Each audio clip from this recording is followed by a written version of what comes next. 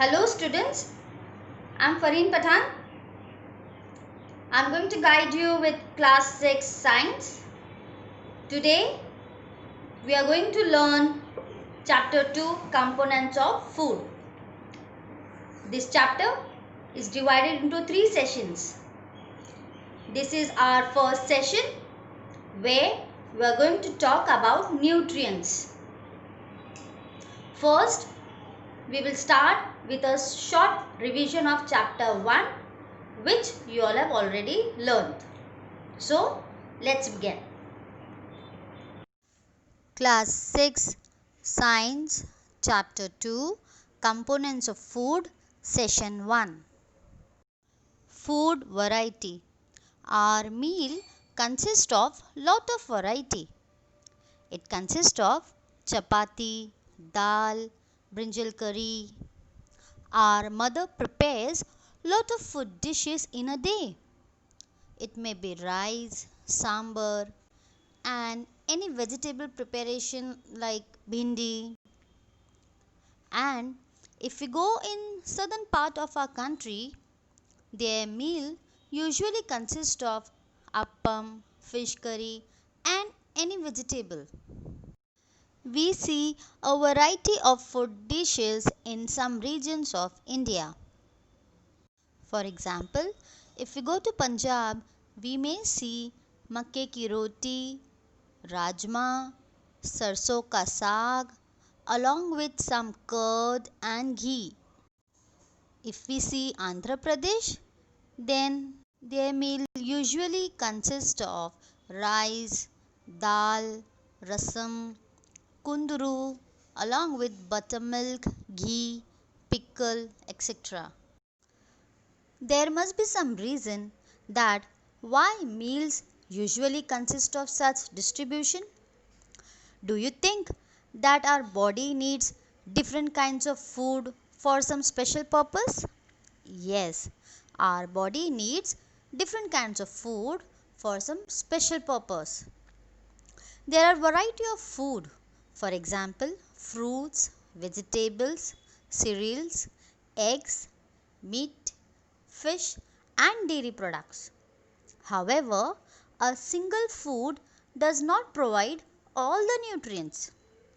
Therefore, we mix all these items to prepare a food dish.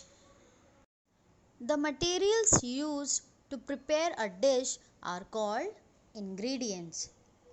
The food ingredients are obtained from plants and animals. For example, dal is a famous Indian food dish. We mix water, salt, oil and some spices to prepare dal. These ingredients contain some components that are needed by our body.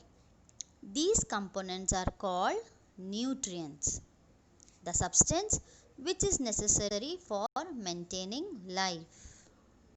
Food is the basic source of nutrients. We need energy to carry out different activities, and we get energy from food.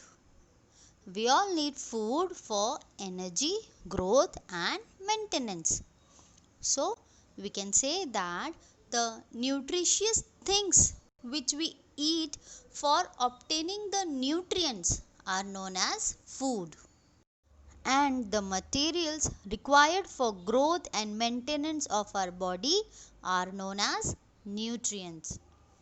The major nutrients in our food are carbohydrates, fats, proteins, vitamins and minerals. In addition, food contains dietary fibers, also known as roughage, and water. All these are together known as components of food. Do all foods contain all these nutrients?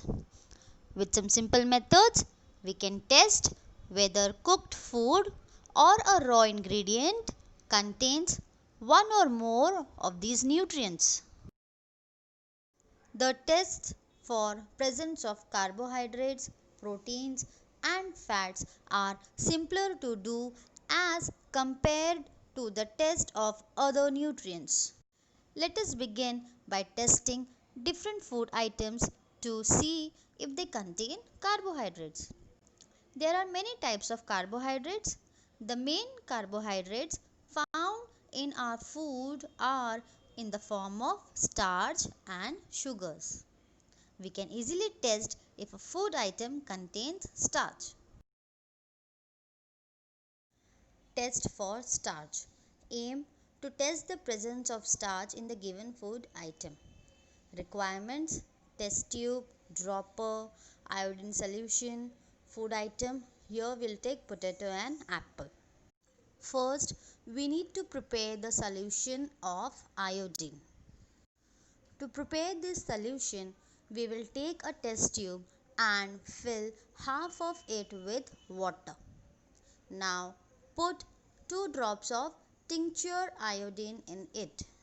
Tincture iodine is a solution which we use as an antiseptic.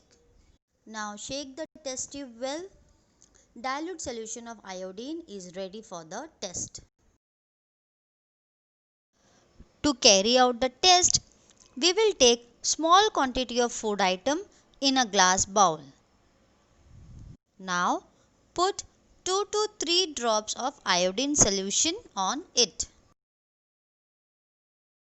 If the color of the food turns blue-black, then it means that food contains starch.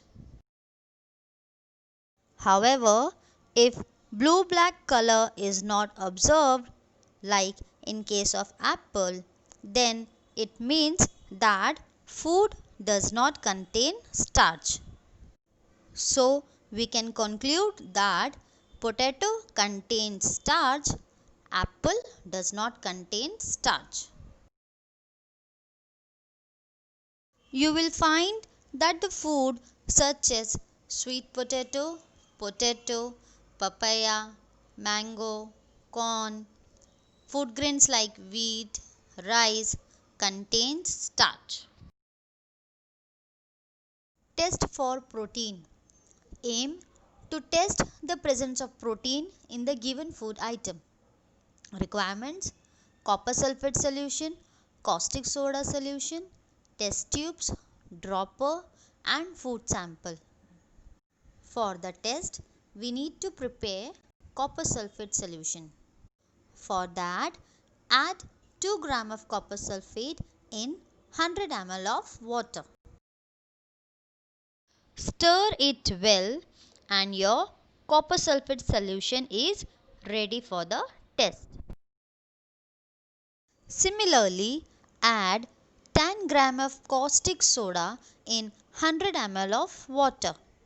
Stir it well and you will get solution of caustic soda ready.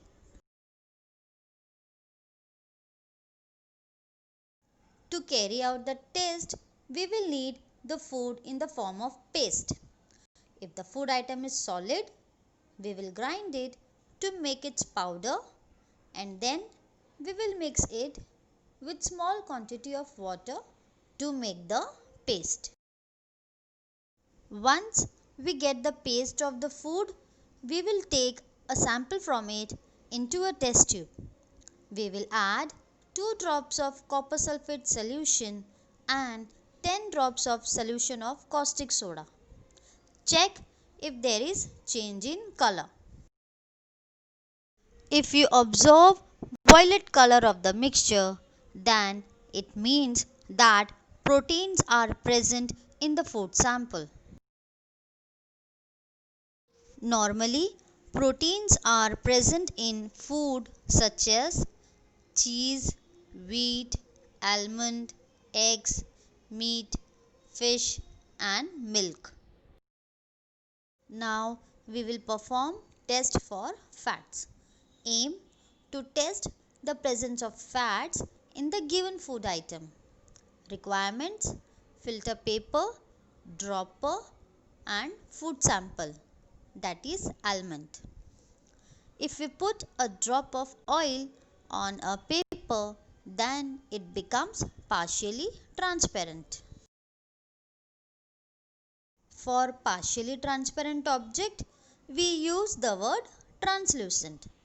That means if we hold this paper against light, then we will be able to see the light passing through the paper. We will use this fact to test if the food contain fats in it or not. Take food sample on a filter paper. Fold the paper and crush the food sample present in it. You may see a stain on the paper. Let the paper dry for some time so that if the food sample contain any water, then it get evaporated. Now observe the stain. If the stain is translucent, then it means that food contain fats. If not, then the food does not contain fats. Here there is an oily patch on a filter paper. That means fat is present in a given food sample. You will find that the food such as cheese, butter, chocolate, coconut, sunflower seeds, almond and groundnut contains fat. Thank you very much, students, for paying your complete attention. I hope you all have understood all the experiments very well.